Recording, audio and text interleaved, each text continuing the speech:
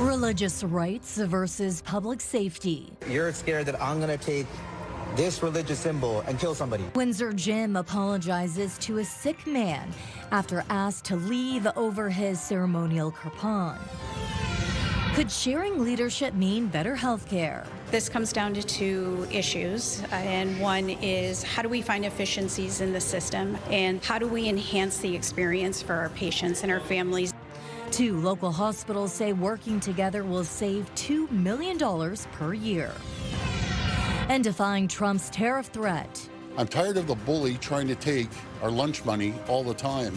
Doug Ford's strong stance on American wine and spirits on store shelves.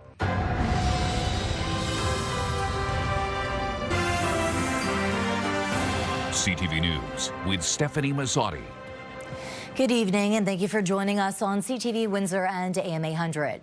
A Windsor gym is apologizing to a Mississauga man after a confrontation that is now drawing national attention.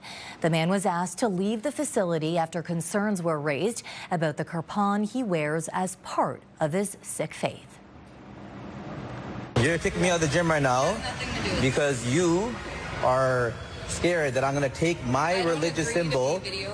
So you're scared that I'm going to take this religious symbol and kill somebody. Gurpratap Singh Sangha says he took this video after an employee at Good Life Fitness asked him to leave for wearing his kirpan, a ceremonial dagger that baptized Sikhs wear as a mandatory article of faith. What I'm saying is you have a weapon on your person. A member has brought it to my attention, and for the safety of me and everybody else in the gym, I'm asking you to leave. If you don't leave the gym, I'm going to have to call the police on you. So I said, if you want to call the police, go ahead, right? So that's what she did. A 2006 Supreme Court of Canada ruling recognizes the kirpan as a protected religious article. The court found it can be accommodated, provided it remains sheathed and does not exceed 23 centimeters in overall length. Public safety analyst Chris Lewis says he doesn't see the need to wear it in a gym while working out. Ultimately, the gym should have the authority to say, take it off, go put it in your car, or put it in a locker, and you can work out. But you're not wearing a dagger on your chest in the gym in front of patrons that are concerned about it. I'm not sure if that's a safe environment. Not that the person was going to do anything, and I guess I'm assuming that, but I just felt like maybe that's not really the safe place to bring something like that. I would have been a bit alarmed. It's a sword. I mean, I would feel kind of threatened. I would have let him stay in because he's just trying to work out. A lot of these things are based out of ignorance. It's not that a Sikh wearing a kirpan just wears it to the gym.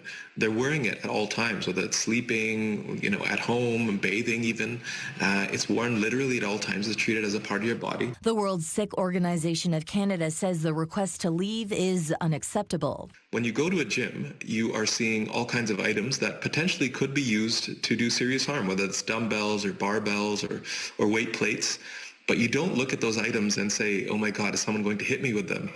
You do what you're there to do, which is exercise. In a statement sent to CTV News, Good Life Fitness states, the interaction shown in the video reflects a situation where our established practices were not applied as intended. We comply with all applicable government legislation, including Canadian human rights laws. Good Life did apologize to me. They sent me an email. So Good Life did say that they were in the wrong, and it's not what they are, what they believe in and what they represent. I just feel like maybe Good Life should publicly apologize for this as well. As for Sangha, he hopes that this incident is an opportunity to educate the public. I always believe in people make mistakes, right? Everyone, you're a human, you're going to make a mistake. But Good Life should also be educating their workers on different faiths, right? And what they believe in, that to accept all, right? So that's what I strongly advise. Erie Shores Healthcare and Windsor Regional Hospital are joining forces in a new way, announcing a shared administrative leadership model they say will save around $2 million a year without affecting patient care. Hospital officials insist the move is not a merger, but rather a way to reduce duplication while keeping both organizations independent. CTV's Chris Campbell has more details in Leamington tonight. Chris. Yes, Stephanie, it's being described as a new chapter in healthcare collaboration for Windsor, Essex. While Erie Shores Healthcare and Windsor Regional Hospital will continue operating as two separate hospitals, they'll soon be sharing key executive leadership positions in an effort to cut costs and strengthen the region's healthcare system. This is not a merger, it's a strategic partnership. Officials insist this is not a merger. Instead, both hospitals will remain independent with their own boards of directors. The plan is to share administrative leadership where duplication can be eliminated. Beginning in September, Windsor Regional President and CEO Kristen Kennedy will oversee both hospitals, while Erie Shores Interim President and CEO Caitlin Dryden will become the Joint Chief Financial Officer. The hospitals estimate the new model will save about $2 million annually. This comes down to two issues, and one is how do we find efficiencies in the system, and how do we enhance the experience for our patients and our families in the community from a quality perspective. We believe that we have found over $2 million in efficiency. Hospital leaders say those savings won't come through layoffs. Instead, they'll rely on vacancies, attrition, and sharing administrative expertise between the two organizations. They also hope closer collaboration will help improve patient flow and reduce wait times across the region. To find $2 million of savings with no layoffs and just working on bringing some teams together is a great win for the community and for the healthcare sector. Officials at Erie Shores say the agreement actually strengthens the Leamington Hospital by giving it access to expertise that can be difficult for a smaller organization to recruit on its own. The hospital isn't going away. In fact, what we're doing is we're strengthening some of the skill sets that we wouldn't have being a smaller hospital. So, you know, the hospital isn't going away. The board of directors is still going to be there. The hospital boards say the partnership won't change the care patients receive or the governance of either hospital. Instead, they say it allows both organizations to spend less on administration and more on frontline care. You'll see that reinvested in patient care. Our intent is to try and find efficiencies, and by sharing positions, we find efficiencies right up front.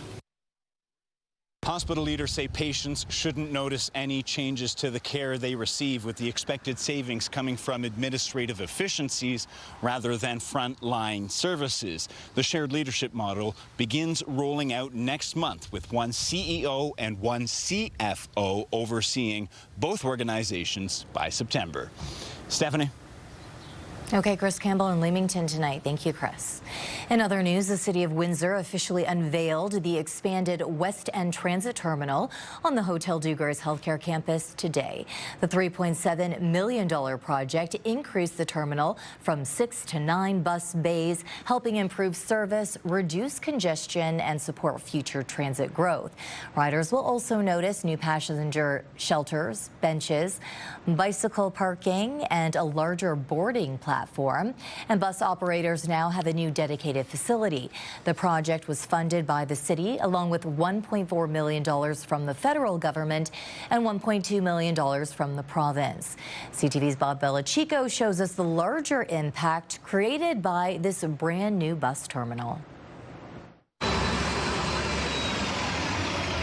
The new Transit Windsor terminal at Hotel Dieu Grace Healthcare is doing more than moving buses off the street. For us, it expands our ability to service more people here. This building behind me was created for the bus drivers, and it's a great amenity for them. But even though the hospital does not have any access to this building, it's a great benefit to Hotel Dieu Grace Healthcare. CEO Bill Mara says that building will free up the current Transit Windsor space inside the healthcare facility and open the door to a major investment. We're now going to invest $300,000, renovate the space, and create a space for a mental health and addictions program.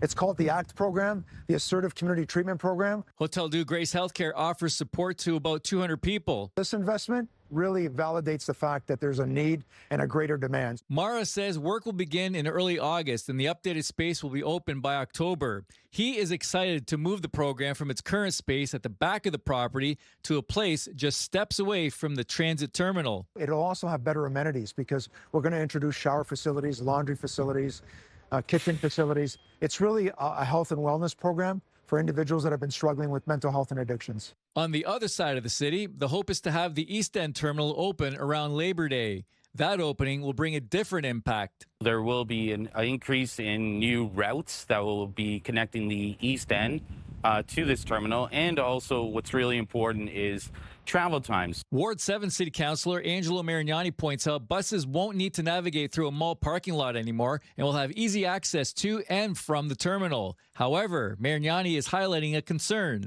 the lack of public restrooms at either facility. He says the city is looking into building a high-end restroom at both locations equipped with modern amenities. We will ensure that these washrooms are secure to prevent vandalism, and that's one of the primary concerns that we're having with a lot of our washrooms throughout the city. Bob Belichico, CTV News.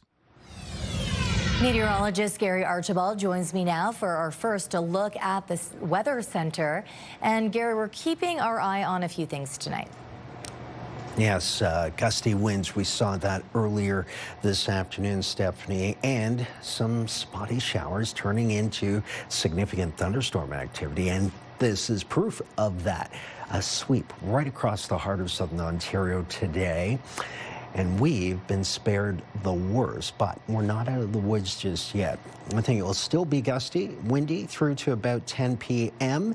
There's still a chance of showers and/or thunderstorms through to about 10 p.m. as well. Tomorrow, this cold front introduces a sustained area of cooler air. You might be surprised just how cool it will be for the next couple of days. I'll break that down for you, and I'll look ahead to the weekend that's coming up shortly. For now, I'll send it back to you at the desk. Stephanie?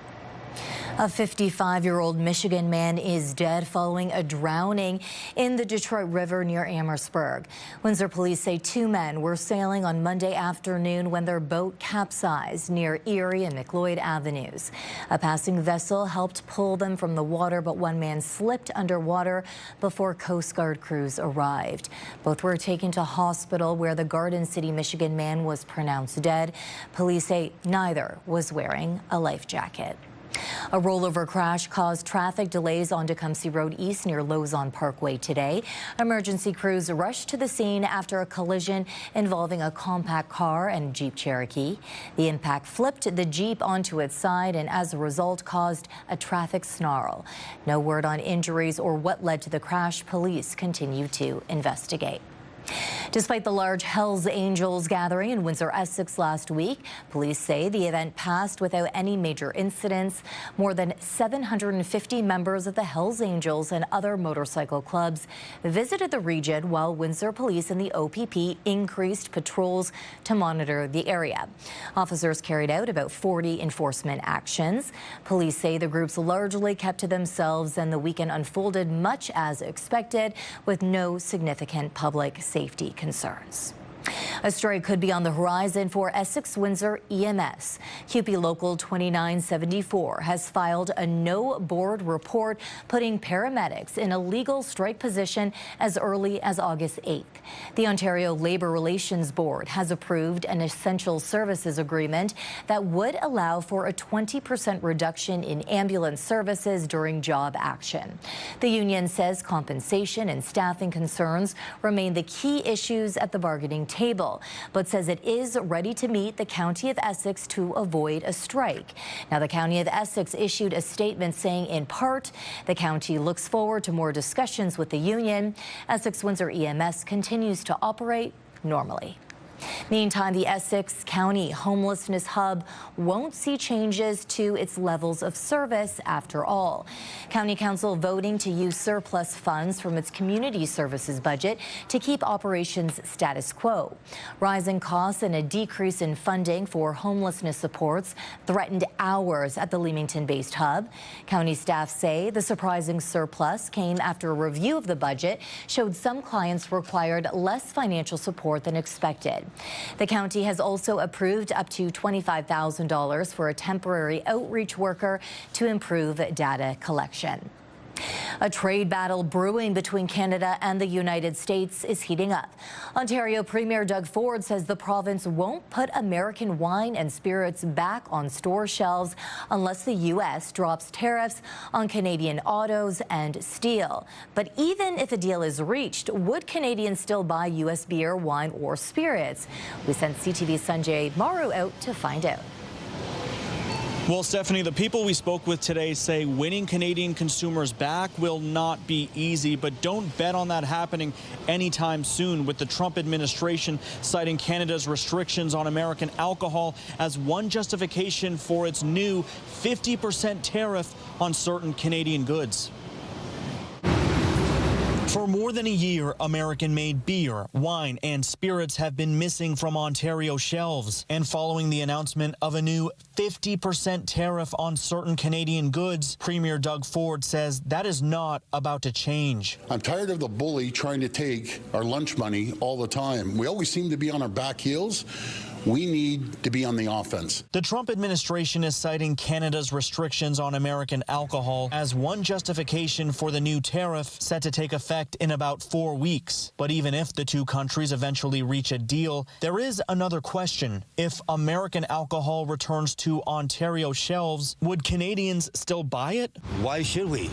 After everything that's going on now, you should just take care of yourself. I don't know. I guess I would be hesitant. It seems like there's such retaliation going back and forth. There's a lot of tempers flaring and such. Recent polling, 2 polls were just conducted that show that the supermajority of Canadians still feel that an elbows-up approach to dealing with Americans is what they feel comfortable with. Howard Ramos from Western University says the Buy Canadian movement has shown unusual staying power, with consumers generally following through on what they say about avoiding American products. He adds there has been some slippage over time, but the latest tariff threat will likely push more Canadians to dig in their heels and make that boycott even more entrenched. As Trump gaslights Canadians and people from the rest of the world, sympathy towards the Trump regime, if not Americans, seems to harden. The Premier says he would be happy to see the two sides reach a deal soon, but warns this latest round of tariffs would hit Ontario the hardest. As for the Prime Minister, Mark Carney says he and President Trump have agreed to intensify negotiations in the coming weeks. Canadians, governments, business, labor will stand together to build Canada strong and to have a trading relationship with our North American partners that benefits everyone. And Howard Ramos from Western University goes on to say price and availability are two factors that could draw some Canadian shoppers to pick up a bottle of American booze if and when it returns to Ontario shelves. But Premier Doug Ford making clear American alcohol is staying off the shelf, and there is no indication on when that could change. Stephanie. Okay, Sanjay, now this is our question of the day. Would you buy American alcohol if it was back on the shelves? Go to our website to cast your vote, ctvnewswindsor.ca. Yesterday, we asked if you think Windsor's auto industry is headed in the right direction. More than 600 people voted. 80% of them answered yes. Meanwhile, Ontario is joining a new agreement aimed at making it easier for Canadians to buy alcohol from producers in other provinces. Premier Doug Ford and 8 other provincial leaders signed the direct-to-consumer alcohol sales agreement today, removing some barriers on interprovincial trade. The deal will allow breweries, wineries, and distilleries to sell directly to customers in participating provinces. Meanwhile, Windsor Mayor Drew Dilkin says he is as confident as he could be that there will be an opening ceremony for the Gordie Howe Bridge on Friday, and he believes the deal Prime Minister Mark Carney made was sensible for the current environment. I'm happy that he made the deal because it's preposterous to think that we have a fully completed bridge that we've paid for just sitting there unable to open. And he had to find a pathway forward, and I think he did. And I suspect the actual net outflow of dollars to this economic development fund in the state of Michigan will be very little at the end of the day. I spoke with President Trump earlier this morning. We agreed to intensify negotiations in the coming weeks. Still ahead on Windsor's news leader, Canada and the U.S. ramp up trade talks. Billions of dollars in Canadian exports could soon be on the line. Canada's dairy industry is back in the crosshairs. When we return, President Trump wants more access to our market, but farmers are digging in. An escalation of the trade war led to a conversation between Mark Carney and Donald Trump, the leaders agreeing to intensify trade talks. CTV's Judy Trin now on Canada's position and where we go from here. A source close to the government tells CTV News the Prime Minister was caught off guard by the announcement of new 50% tariffs. I spoke with President Trump earlier this morning. We agreed to intensify negotiations in the coming weeks. The tariffs will impact more than 500 additional products, from hockey sticks to wine to cement. That's about 5% or $28 billion worth of Canadian exports. Only response to the way they've treated our farmers and our people. Canada's been very, very tough on us over the years, for many years, and no other president's done anything about it. I mean, in all fairness to them, they need us to survive. The opposition leader says the new duties are unjustified and wrong, and is calling for all parties to work together to prevent them from happening. The Carney government has already made several concessions. It's splitting revenues on the Gordie Howe Bridge before it recoups the cost of building it. The digital services tax has been scrapped, and the Online Streaming Act rolled back. But the Trump administration says irritants like the provincial alcohol ban and supply management in the dairy sector remain. Things that do not fundamentally commit to resolve these issues, maybe just talk about them some more. And for us, we want them fixed. Carney wants debilitating tariffs on steel, aluminum, and autos removed, and CUSMA preserved, but says putting U.S. liquor back on shelves will be up to the provinces. The decision to change that, first and foremost, will be taken by the provinces themselves, each individually, and should only be taken, in my judgment, as part of an overall agreement. Carney did not rule out retaliatory action, which a former Trudeau policy advisor says could be effective. There are approximately 500 products that they're applying tariffs to from Canada, none of which are oil, none of which are critical minerals, the things that they know that if the costs of astronomically rise, that it will drastically affect their industry. The Carney government will have less than a month to negotiate its way out of these new U.S. tariffs. They're set to take effect August 19th. Judy Trin, CTV News, Ottawa. As mentioned, one of the key industries affected is dairy. The U.S. sees the new tariff as leverage and wants Canada to open up a very protected market. But as CTV's Jean-Vive Mojeman reports, for both sides, it's about defending their supply management systems. Like 6 generations of his family before him, Angus McKinnon has produced milk just a stone's throw from the U.S. border. And he's been wondering when the American neighbors would target the industry. We've been waiting for Donald Trump to come down on dairy for the last 2 years. Under the current system, the tariffs will have little impact on producers themselves, though distributors might take a hit. But some producers have feared Canada's supply management system could be sacrificed to appease the U.S. Some critics in this country have said dairy should not be a sacred cow. The U.S. pointed to Canada's supply management system as a main irritant, justifying 50% tariffs, and put Canadian milk, lactose, and whey on the tariff hit list. Supply management sets quotas for Canadian dairy producers, fixes prices, but also limits dairy imports from the U.S. and other countries, imposing quotas and high tariffs. Brings a great economic stability. We have a guaranteed price for our milk. In a statement, the Dairy Farmers of Canada said dairy trade is covered by CUSMA, and the U.S. has been successful in accessing the Canadian market under this agreement. The association said that between 2019 and 2025, exports of U.S. products to Canada rose from $423 million to $1.06 billion. And dairy farmers say they're holding Ottawa to its word that supply management is here to stay.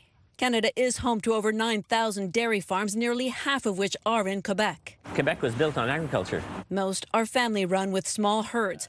The state of Wisconsin alone produces more milk than Canada as a whole. But U.S. President Donald Trump has long said supply management is a highly protectionist barrier, treating American farmers unfairly.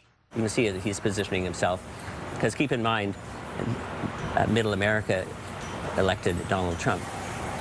Middle America is agriculture. Milk producers will be watching closely over the next 30 days just what happens with the tariffs. Geneviève Beauchemin, CTV News, Coaticook, Quebec. Now, the cost of the trade war isn't just being felt in Canada. Economists say tariffs, both of those already in place and the ones being proposed, are driving up costs for consumers on both sides of the border. CTV's Adrian Gobriel takes a closer look. From tariffs on Canadian dairy and cereal to made-in-Canada plastics to additional swings,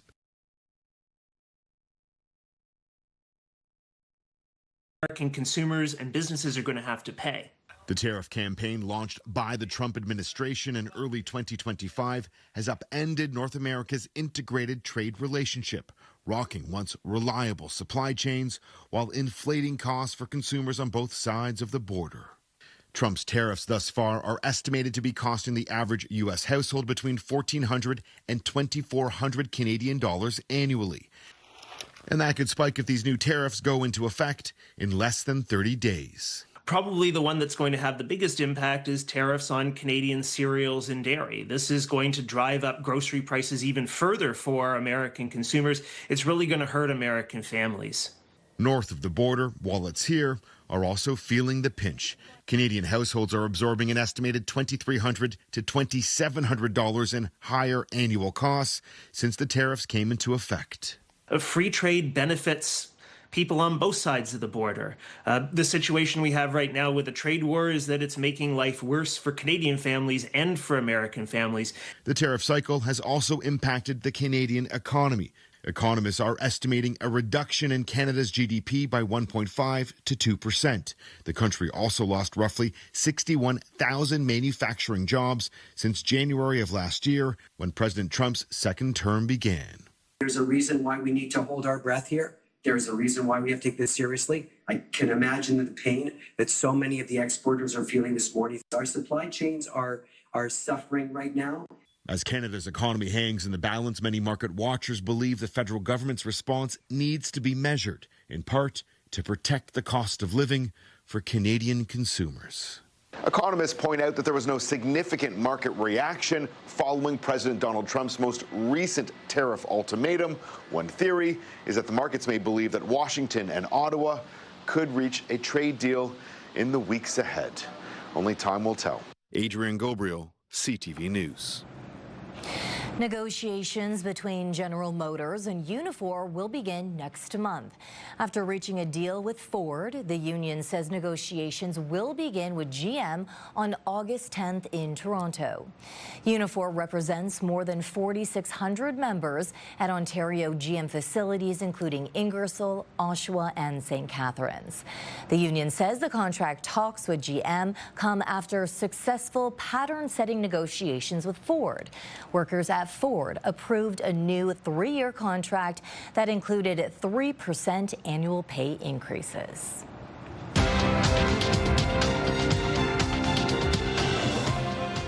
Trade tensions did not slow down North American markets today.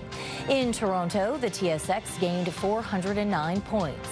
In New York, the Dow added 385. The Nasdaq also up 329. The Canadian dollar fell 1/5 of a cent today. On commodity markets, gold gained more than $60 an ounce, and oil rose $1.86 a barrel. How many is too many? Coming up, the latest advice on how many cups of coffee you should have per day. Let's take a look at our CTV News weather snapshot. Thanks to Andy Breschuk for this image. Well, we could be facing some storminess later this evening. Tomorrow, though, is a different story. Altogether cooler, still windy, but fair. I'll break down the forecast, see if that trend lasts for the rest of the week next on CTV News Windsor. Start your day with the latest local news. By signing up for our newsletter, you'll get direct local content straight from CTV Windsor to your inbox, including top stories, the forecast, and videos. You can sign up at ctvnewswindsor.ca.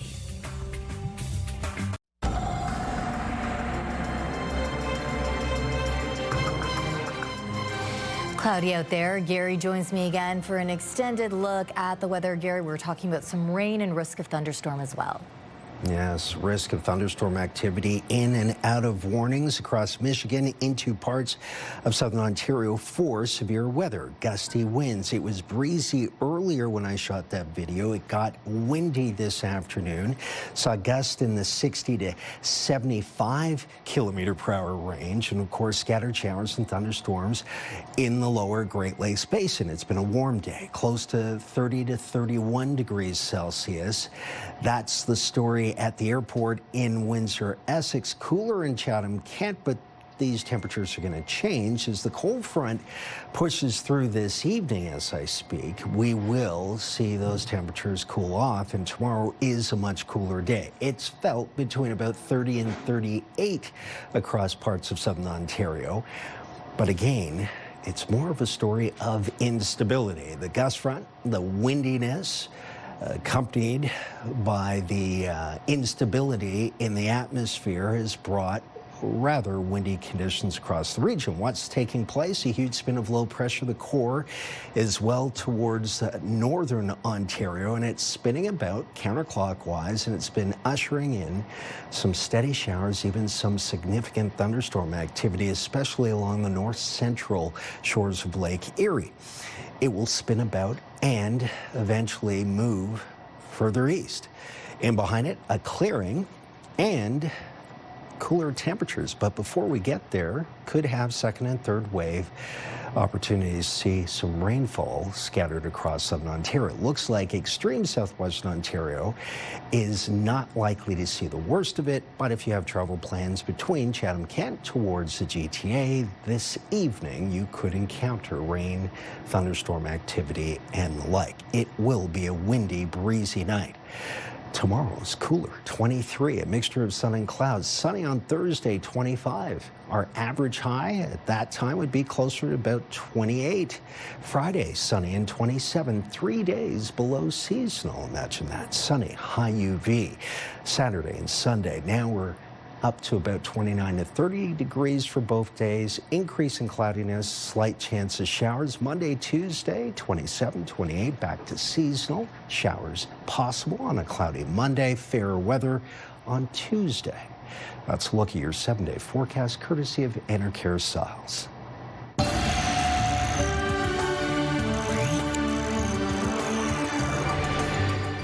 Clinical trials often offer patients hope when no other treatments are available. But one group says Canada's prominence in clinical trials is slipping. We get more from CTV Health reporter Pauline Chan.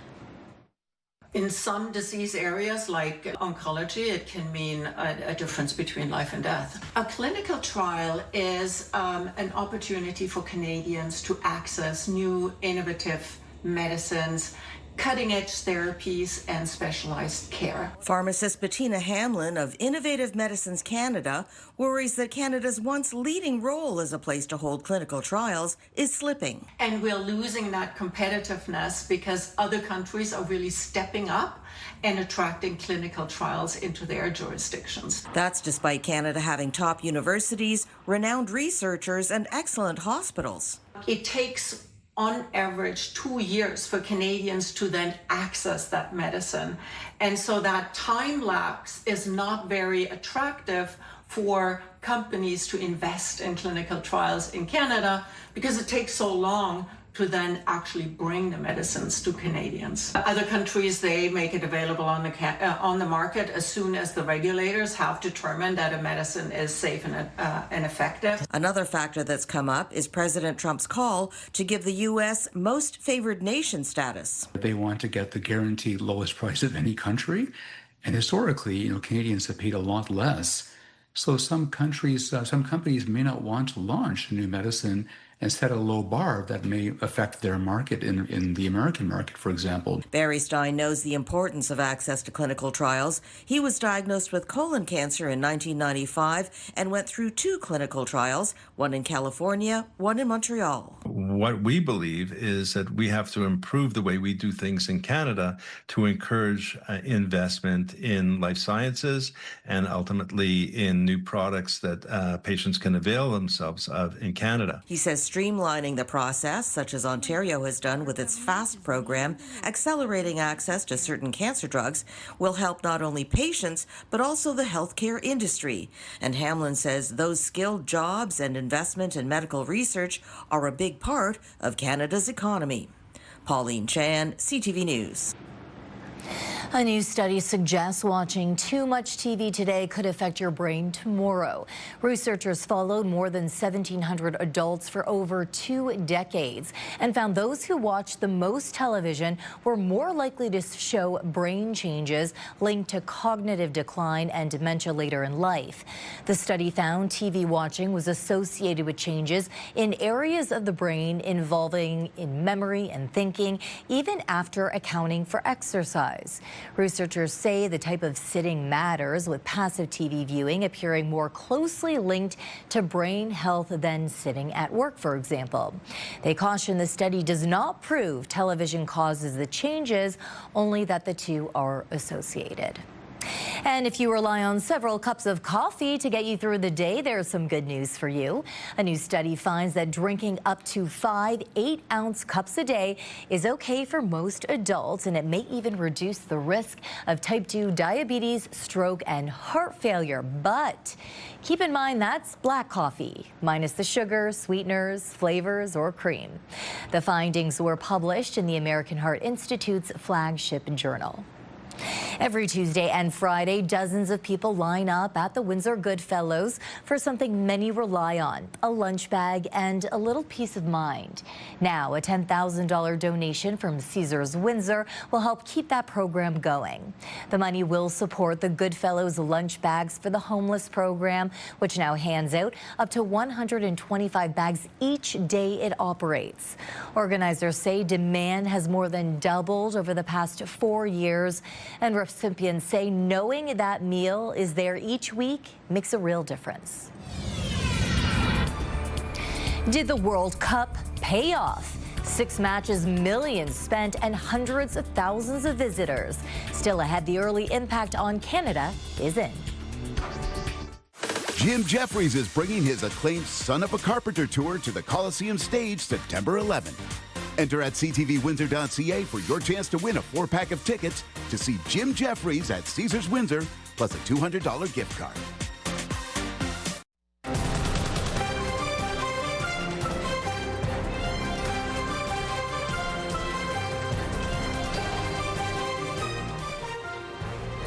Now that the final whistle has blown on the World Cup, attention is turning to what the tournament meant for Canada, both on the field and beyond it. Here's CTV's Sean Leathong. With the final celebrations finished and Toronto's contribution just a memory, today is looking back on the legacy of the World Cup in Toronto. I love having it in Toronto. It really brought everybody together. Edita Delabchian and her 2 girls came by Liberty Village for one picture to mark the occasion. From people that went to the Fan Fest to went to all the events, I think they had a great job. The World Cup cost Toronto $380 million for 6 matches. Despite the sky-high ticket prices, Toronto Stadium saw a big turnout, as did the bars, especially those hosting international fans. We sold a lot of beer. We didn't end up like Boston. We stayed full. Overall, early numbers saw only a modest 3% total increase at bars and restaurants. But as an estimated 300,000 foreign visitors came to the city, spending on accommodations was up 20% over this time last year. And the mayor says it'll help tourism for years to come. 9 in 10 told us they plan to come back to Toronto within 2 years. Locally, the TTC saw a 42% increase in ridership on routes serving Toronto Stadium. It went pretty smoothly, actually. Along with 20,000 fans regularly attending watch parties at FIFA Fan Fest and at Nathan Phillips Square. I think it just tells us about the power of football. And Canadian jerseys sold out. Is that the last Canada jersey in the store? 100%, yeah. I just took it off the male gentleman there. And then there's the legacy for Canadian soccer. Making an appearance in the round of 16 has generated momentum. And the Canadian Premier League is planning to capitalize on the growing game at home. And in the coming months and coming weeks, actually, we will announce more plans to expand the Canadian Premier League into new parts. And while the game is expanding from the ground up, there are also those who have become fans. I used to joke and call it glorified jogging. Now I'm like kind of obsessed. So while the World Cup ended here like so many before, with an international fan base celebrating in the streets, locally, the game has changed.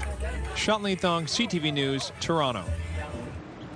A record number of Canadians turned in to watch the FIFA World Cup. Lamine Yamal, Pedro Porro, Williams, and thundered in for Spain by Ferran Torres! TSN says there were more than 30 million unique viewers, which works out to roughly 75% of Canada's population. 6.4 million viewers tuned in on Sunday to watch Spain beat Argentina, making it the most watched World Cup final ever in Canada. The tournament attracted a per-game average audience of 1.6 million viewers, up more than 50% compared to 2022. Both TSN and CTV are divisions of Bell Media. Melanie Kentner joining me now. It's almost time for What's Happening Now. Melanie, what do you have for us tonight? Well, speaking of the World Cup, we have details on someone being accused of photobombing the trophy presentation. Stay tuned.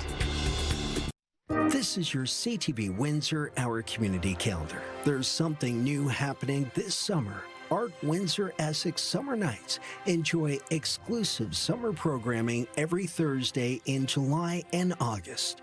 See you next time on Our Community.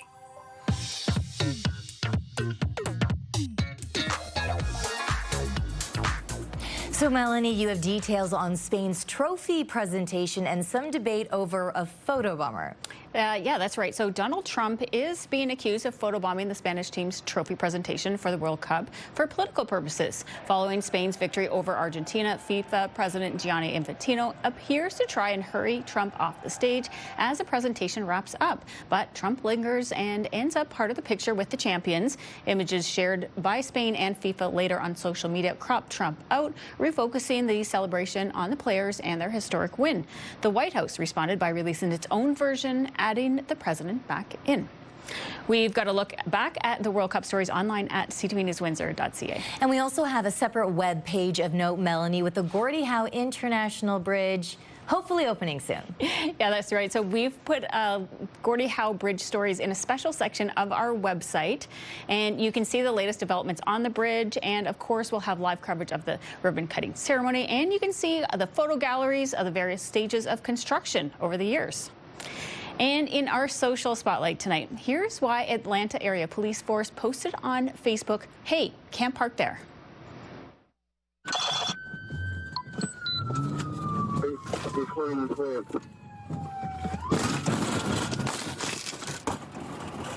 Wow, so this happened Friday. A police pursuit ended with the fleeing car on top of the police car. Sandy Springs police say once the suspect vehicle took off, it struck a concrete barrier, lifting its rear end up and landing on the patrol car. The suspect tried to flee on foot, but again, didn't get far.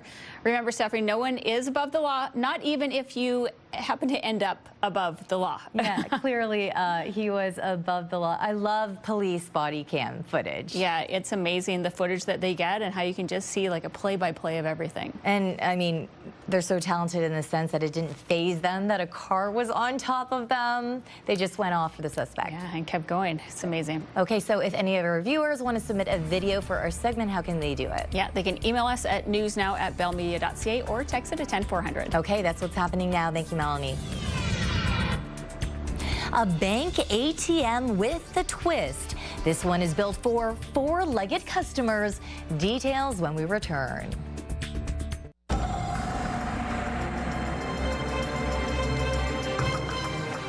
Where's the sun? Somewhere behind those clouds, yeah. Well, we did see it a little bit, but this afternoon, Stefanie, at around 3:34, I was down by the river getting shots of the wind gusts, choppy waves along the shoreline there, the Detroit River getting chopped up.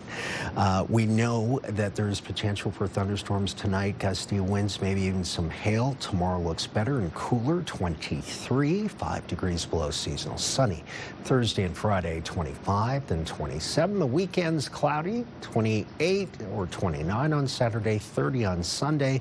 Chance of showers both days. Showers possibly on a cloudy Monday, 27, and then 28 degrees seasonal Tuesday. The days are getting a little shorter, as we expect at this time of the year, but I do think long range, the rest of July into early August will be on the warm side. Okay, we were talking about Detroit, the U.S., and Travis, you will still be talking about tariffs tonight at 11. Of course we will, because there are no shortage of impacts from this new long list that Donald Trump has put out, and of course among them are alcohol, rather, and we all know Essex County has some pretty incredible wineries. So CTV's Robert Lothian went to ask how they are feeling today, and the answer is that they are feeling surprisingly chill about this. We'll have all those details and tell you why tonight at 11. Okay, thank you. And finally tonight, with online banking, many of us don't go to a brick and mortar branch anymore. But there's now an adorable reason to do so in Toronto and Vancouver.